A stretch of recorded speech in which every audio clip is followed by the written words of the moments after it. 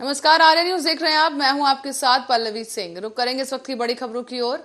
उत्तराखंड की चंपावत विधानसभा सीट पर हुए उपचुनाव के नतीजे आज घोषित कर दिए गए हैं और इसी के साथ ही मुख्यमंत्री पुष्कर सिंह धामी ने चंपावत विधानसभा सीट से जीत हासिल कर ली है। उन्होंने कांग्रेस प्रत्याशी निर्मला गहतोड़ी समेत सपा प्रत्याशी मनोज कुमार और निर्दलीय प्रत्याशी हिमांशु गरकोटी को पिछाड़ते हुए जीत का परचम लहराया है। गौरतलब है कि सीएम पुष्कर सिंह धामी ने वोटों की गिनती के पहले ही राउंड में बढ़त बना ली थी और 13 चरणों में हुई मतगणना के बाद धामी ने कांग्रेस प्रत्याशी को भारी मतों से हरा दिया है। बीजेपी उम्मीदवार सीएम पुष्कर सिंह धामी ने यहां पर 54,121 वोटों से जीत हासिल की, तो वहीं सीएम धामी की जीत से भाजपा खेमे में खुशी का माहौल है।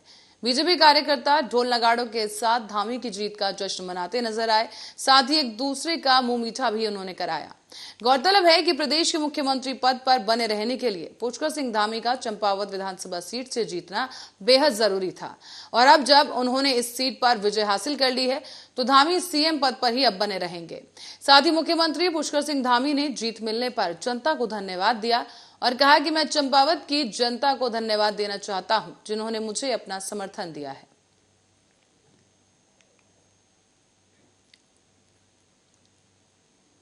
खबर है आगरा से, जहां आगरा के छत्ता पुलिस ने गैंगस्टरों पर 14A के तहत कार्रवाई करते हुए लगभग 4 करोड़ की संपत्ति को सीज कर दिया है।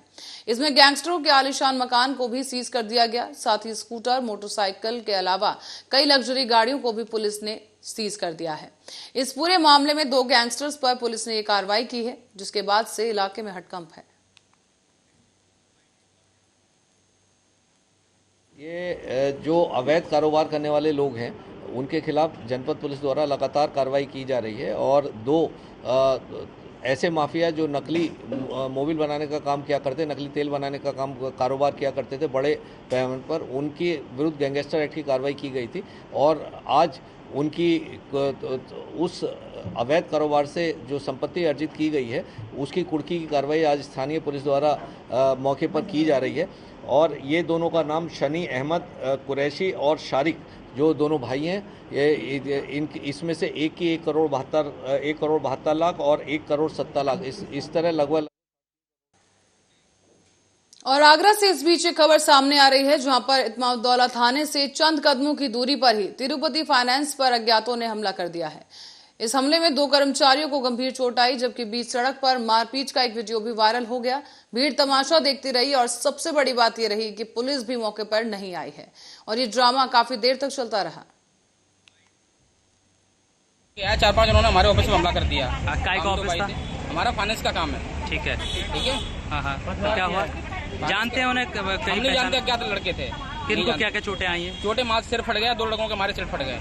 अच्छा, क्या नाम है इनके चोटें आई हैं? विराट यादव नाम है जिनको चोटें आई हैं। और एक ठीक है, दूसरा कृष्णा यादव नाम है। ठीक है। अभी कोई मतलब तेरी देने आए हैं, वो लड़के भग गए वहाँ से मारपीट करके। वो 10-12 लोग थे, हम लोग 2 थे। और इस बीच खबर रायबरेली से है, जहां पर अनियंत्रित तेज रफ्तार कार ने बाइक सवार को बचाने के चक्कर में ये कार खाई में जा गिरी है। कार के गिरने से आसपास के लोगों में हड़कंप मच गया और कार में सवार सभी लोगों को बाल बाल बचा लिया गया है। गांव से मोटरसाइकिल आ रही थी, किधर से? और ये कार किधर से आ रही थी? तो क्या हुआ? बछराव तरफ जा रहा, क्या हुआ फिर? मोटरसाइकिल वाला निकला और जो है मारुति वाली आ रहा था, तो फिर क्या हुआ? तो फिर वो बगल में उसके नीचे मतलब पिंजी लगी थी, पिंजी में टकराती हुई खत्ती में चली गई मोटरसाइकिल वाला। कोई दुर्घटना मतलब किसी के हताहत होने की तो कोई खबर है नहीं? कोई चोटिल तो हुआ नहीं? कितने लोग सवार थे कार में? अरे जो और रुक करेंगे अगली खबर की ओर। अयोध्या में चलती मारुति वैन कार में भीषण आग लग गई। रोड पर जल रही इस कार के चलते लंबा जाम लग गया। साथ ही कोतवाली नगर और दमकल की टीम आग पर काबू पाने की मशक्कत में घंटों जुटी रही। घंटों की मशक्कत के बाद आग पर काबू पाया गया, लेकिन तब तक कार पूरी तरह से जलकर राख हो चुकी थी।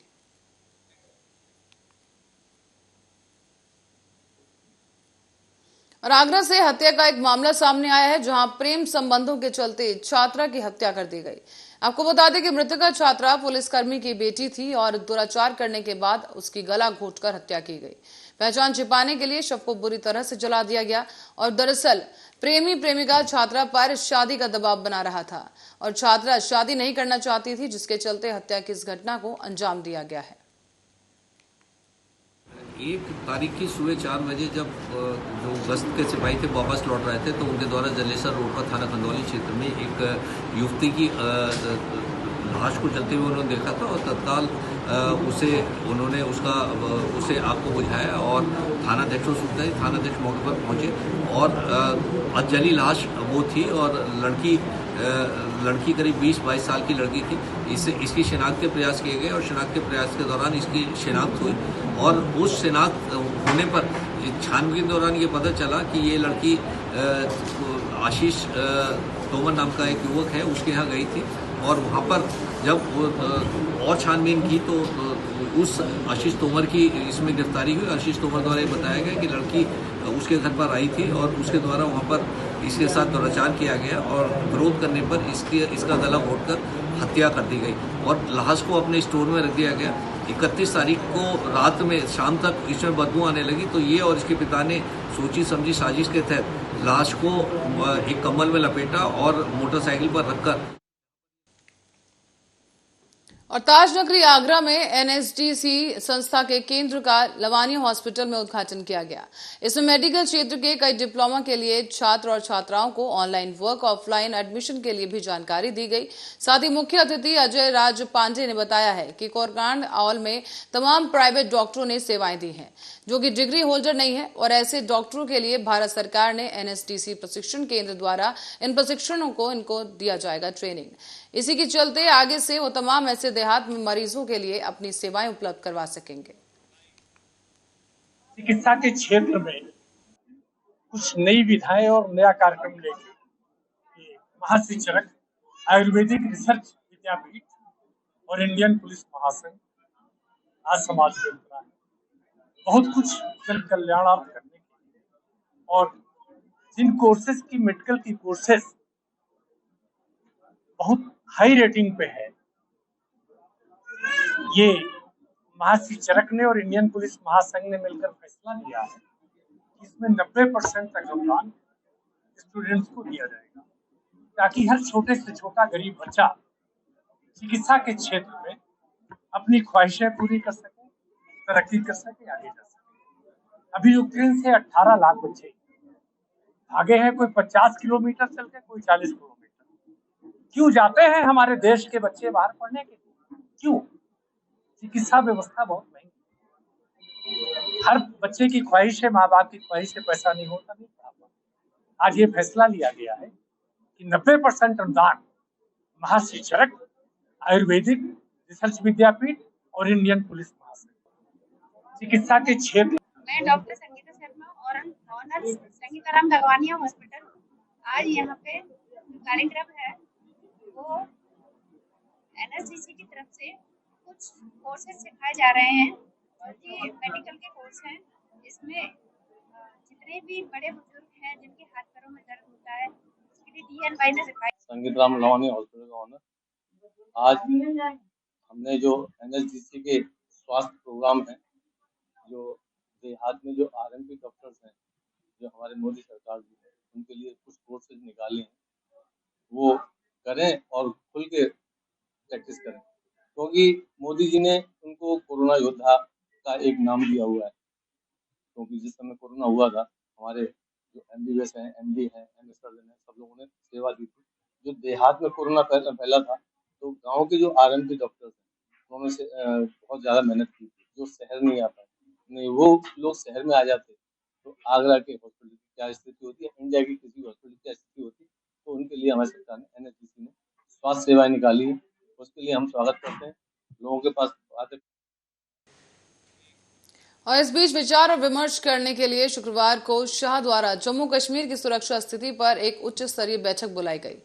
आपको बता दें कि एक दिन पहले हुए इस घटनाक्रम को लेकर ये बैठक बुलाई गई है, जहां अजीत डोभाल और खुफिया एजेंसी रॉ के प्रमुख सामंत गोयल ने दोपहर के बाद करीब 1 घंटे तक अमित शाह के साथ उनके नॉर्थ ब्लॉक कार्यालय में बातचीत की।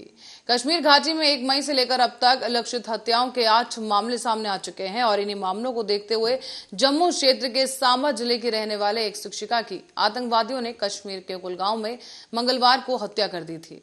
तो वहीं 18 मई को आतंकवादी उत्तरी कश्मीर के बारामूला में एक शराब की दुकान में दाखिल हुए और ग्रेनेड फेंका, जिससे जम्मू के रहने वाले एक व्यक्ति की मौत हो गई, जबकि 3 अन्य लोग इस दौरान घायल हो गए हैं। घाटी में 24 मई को पुलिसकर्मी सैफुल्ला कादरी की आतंकवादियों ने श्रीनगर स्थित उनके आवास के सामने गोली मारकर हत्या कर दी, जबकि इस घटना के 2 दिन बाद बडगाम में आतंकवादियों ने टीवी कलाकार अमरीन भट्ट की हत्या कर दी है। साल 2012 में प्रधानमंत्री पैकेज के तहत नौकरी कर रहे कश्मीरी पंडित लगातार प्रदर्शन कर रहे हैं और अब राहुल भट्ट की हत्या के बाद भी पलायन की धमकी लगातार दी जा रही है। राहुल भट्ट की 12 मई को आतंकवादियों ने मध्य कश्मीर के बडगाम जिले में चंदूरा में उनके कार्यालय में घुसकर हत्या की थी और अब जम्मू कश्मीर के सुरक्षा हालात पर अमित शाह की एक उच्च स्तरीय बैठक है, जहां पर पखवाड़े से कम समय में ऐसी दूसरी बैठक बताई जा रही है जो आतंकवादियों द्वारा घाटी में हो रही टारगेट किलिंग के बीच हो रही है। गृह मंत्री की अध्यक्षता में होने वाली इस बैठक में डोभाल के साथ साथ कई अन्य अधिकारी भी शामिल होंगे। आपको बता दें कि इस बैठक में कश्मीरी पंडित समुदाय द्वारा सुरक्षा की मांग को लेकर किए जा रहे प्रदर्शनों और टारगेट किलिंग के बाद समुदाय के कुछ लोगों द्वारा घाटी छोड़ने के बीच ये बात हो रही है। और रुक करते अगली खबर की ओर, झारखंड हाईकोर्ट ने शुक्रवार को झारखंड सरकार की दलीलों को खारिज कर दिया है। कहा गया कि ये पीआईएल सुनने योग्य नहीं है। गौरतलब है कि सरकार ने पीआईएल के खिलाफ सुप्रीम कोर्ट में एसएलपी दायर की थी। इसी के बाद कोर्ट ने हाईकोर्ट को निर्देश दिया था कि पीआईएल नंबर 727 और 4290 कई मैटेबिलिटी पर सुनवाई की जाए। हाईकोर्ट ने अब शुक्रवार को यह फैसला दिया कि दोनों मामले सुनने योग्य नहीं है।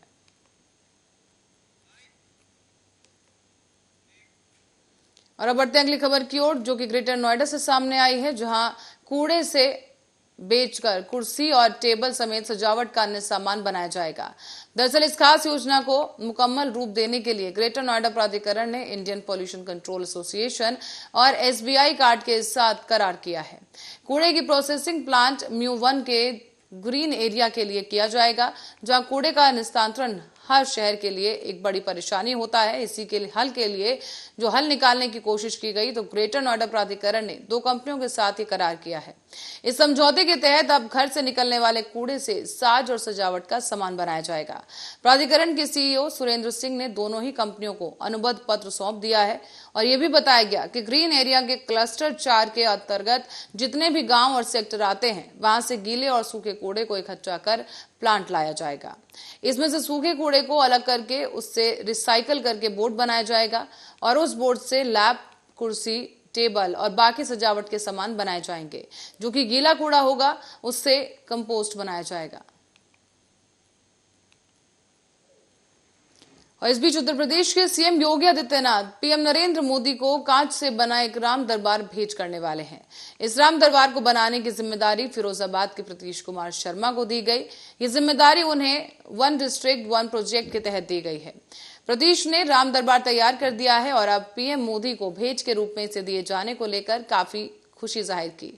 कांच के दरबार को लेकर और कांच के कारोबार को लेकर फिरोजाबाद शहर भारत के साथ साथ दुनिया में भी काफी प्रसिद्ध है और यहाँ कांच से बनने वाली चीजों की सप्लाई अन्य राज्यों के अलावा विदेशों में भी की जाती है।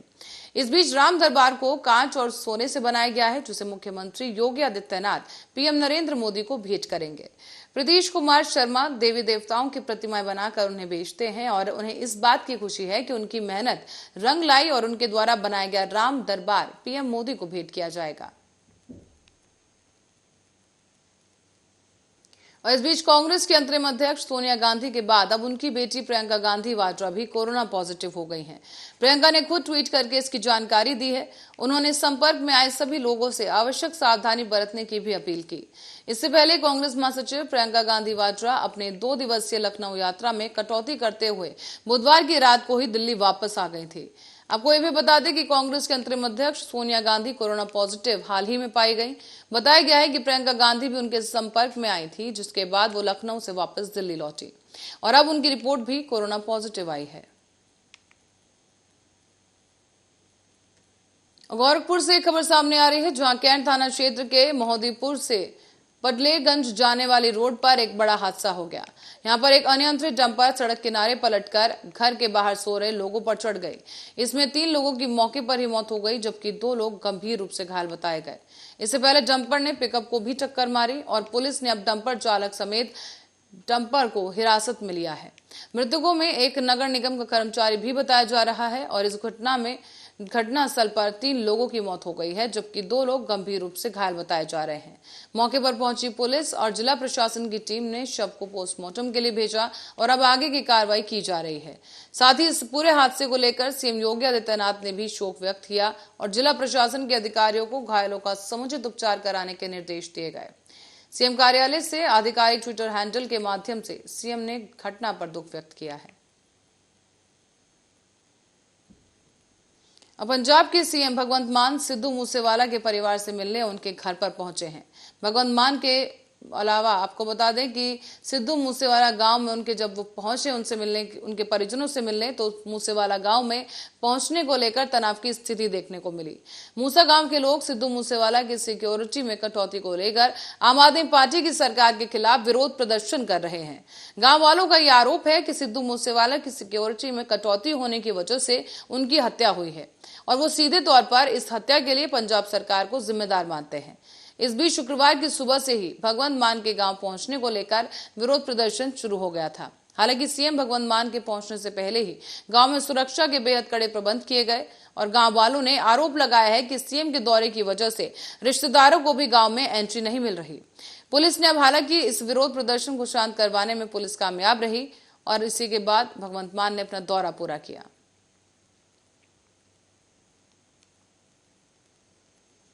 और जम्मू कश्मीर में 12 घंटे में आतंकियों ने 2 लोगों की जान ले ली है।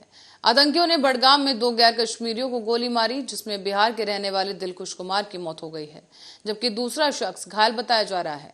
तो वहीं से पहले आतंकियों ने गुलगाम में बैंक मैनेजर की गोली मारकर हत्या की थी और अब जम्मू कश्मीर में आतंकी हमलों के बाद एक बार फिर से पलायन देखने को मिल रहा है। दरअसल देर रात बड़ी संख्या में कश्मीरी घाटी से जम्मू पहुंचे कर्मचारी और कश्मीरी पंडितों और कर्मचारियों ने सरकार से सुरक्षा की मांग की है। तो वहीं दूसरी तरफ कश्मीर में गन की गूंज का असर आस्था पर भी दिखने लगा है। घाटी में टारगेट किलिंग की वारदातें बढ़ने के बाद अब कश्मीरी पंडितों की मांग को देखते हुए खीर भवानी यात्रा को फिलहाल स्थगित करने का फैसला किया गया। खीर भवानी यात्रा 8 जून से शुरू होने वाली थी और इसको लेकर तैयारियां भी जोरों से चल रही थी, लेकिन मंदिर की साफ सफाई भी इस दौरान की गई। लेकिन मंदिर परिसर में कर्मचारियों की हत्या के विरोध में प्रदर्शन लगातार जारी है। पिछले 2 साल को छोड़ दिया जाए तो करीब 1994 में यात्रा शुरू होने के बाद से लगातार चली आ रही है, लेकिन अब कश्मीरी पंडितों का मानना है कि हालात काफी बिगड़ चुके हैं।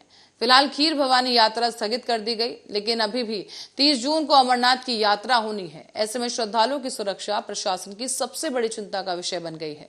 लिहाजा अमरनाथ यात्रा के लिए 3 लेयर सुरक्षा के इंतजाम किए गए हैं।